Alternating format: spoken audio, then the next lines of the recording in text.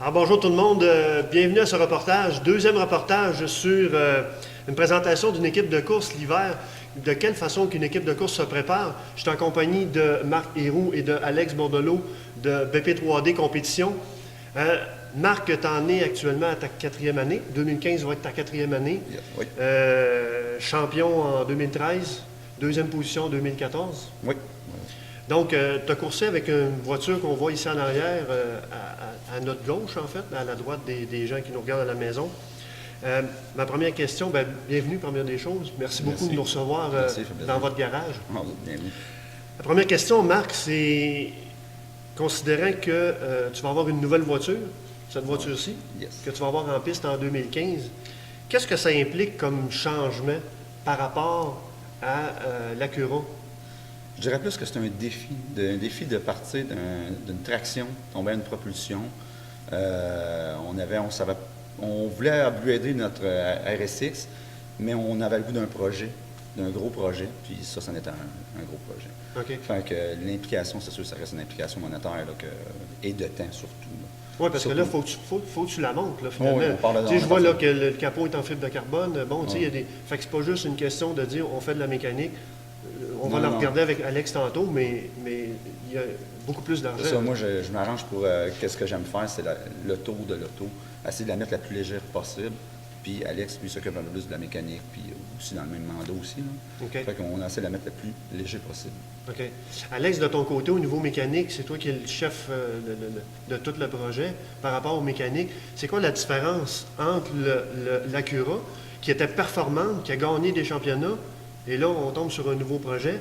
C'est pas la même voiture. Là. On parle d'un Sillon par rapport à un Acura. C'est très différent, surtout que la RSX, c'était une voiture qu'on a achetée qui était déjà construite, qu'on a perfectionnée au fil du temps. Tandis que là, avec le Sillon, on est parti complètement de zéro. Alors, on ne pouvait même pas se baser sur ce que l'ancienne équipe avait fait et essayer de l'améliorer. On est parti vraiment de zéro. C'est un châssis qui est assez récent. Hein. Les FRS sont sortis en 2013. Oui, absolument. Donc, on est chanceux. Il se fait beaucoup de pièces pour cette voiture-là, mais il y a peu de personnes qui coursent avec ça. Donc, tout est à essayer. C'est beaucoup d'essais et erreurs. Puis, on essaie de faire ça dans un budget assez limité aussi, parce que là, en ce moment, on supporte 2 voitures aussi. Alors, on essaye de faire le mieux qu'on peut avec le moins d'argent possible. Fait que beaucoup de développement, beaucoup d'essais. On essaye de garder l'expertise qu'on avait sur l'autre, sur celle-là, mais les voitures sont tellement différentes que c'est très, très difficile de garder l'expérience qu'on a sur une, transposer sur l'autre. On repart complètement à neuf. Oui, c'est ça, parce qu'on disait tantôt, au début avant le reportage, en fait, on disait, tu sais, le RSX, lui, il était déjà là. Tout ce que tu avais à faire, c'est de faire des améliorations. On tourne la clé, puis on part, puis c'est fini là. Tandis que lui, pas la même chose du tout. C'est quoi les risques par rapport à ça, Marc, justement? Parce que en 2012, tu as quand même gagné le championnat SPC avec l'Acura. 2013. 2013, excuse-moi. Puis l'année passée, quand même rentré deuxième. Donc, tu avais quand même des spécifications qui étaient déjà là. Tu savais où est-ce que tu t'en allais. En plus, on avait place à amélioration encore un peu. Sauf que non, c'était vraiment une question de défi. On s'est assis dans le tour 2 et on dit, bon, qu'est-ce qu'on s'enligne sur quoi? Puis on sait que ça risque d'être long. Puis c'est long, effectivement, parce qu'on n'est pas une équipe à temps plein là-dessus. Donc, on passe des fins de semaine, des soirées, des fois des journées quand on a du lousse là-dessus, mais on savait que c'était pour être long, puis que le projet en valait la peine jusqu'à preuve du contraire. Mais le risque de tout ça, c'est que je peux arriver aux courses, puis ça arrête là. Je veux dire, s'il ne part pas, il peut avoir des bris, n'importe quoi. Fait que qu'est-ce qu'on veut faire? C'est beaucoup de lapping, beaucoup de TSD pour essayer de tout le déboguer au maximum, pour arriver aux courses, essayer d'être le plus près possible. Mais encore là, c'est du temps et de l'investissement. OK. Puis tu ne fais pas juste commencer. Là. Je pense que ça fait plus d'un an. Là. Même l'année passée, pendant la saison, on a commencé un petit peu. On l'a acheté à la fin de l'hiver passé. Là, on a eu des bris avec le RSX. Donc, ça nous a retardé là, beaucoup, soit de la mécanique ou le débosselage surtout. Là. Fait que ça nous a retardé un peu, mais on a réussi à faire un test D à la fin de l'année à Icar, qui était quand même concluant, malgré qu'il n'y avait rien dessus quasiment. Juste pour dire qu'on a mis des bumpers des portes, on s'est en allé là-bas. Là. Fait qu'on a fait des bons tests, c'est quand même concluant, mais manque de puissance quand même au départ. Là. On ne se le cachera pas. Oui, c'est ça. Fait que là, c'est là-dessus que vous avez travaillé cette année. On essaye une nouvelle approche aussi, c'est qu'avec cette voiture-là, on était capable d'aller chercher des chevaux assez facilement, compte tenu que c'était un moteur quand même assez facile d'aller chercher de la puissance. Celui-là, c'est très, très difficile, à moins de mettre beaucoup d'argent. Fait qu'on a décidé de prendre l'approche inverse, étant donné que la série le permet, c'est d'essayer de l'alléger au maximum, puis essayer de faire le plus possible qu'on pouvait faire avec la voiture. C'est sûr que le risque comme ça, c'est que ça se pourrait que les top 5 constants qu'on faisait avec celui-là, même si le pilote ne veut pas que ça arrive, ça se pourrait que ça soit difficile un petit peu en début d'année, le temps qu'on s'ajuste, surtout que celui-là, les ajustements, on les connaissait. Là, en plus d'être en retard par rapport à la puissance, on va être en retard par rapport à nos ajustements parce que c'est une nouvelle plateforme, il y a plein de choses à apprendre, il y a plein de choses à essayer.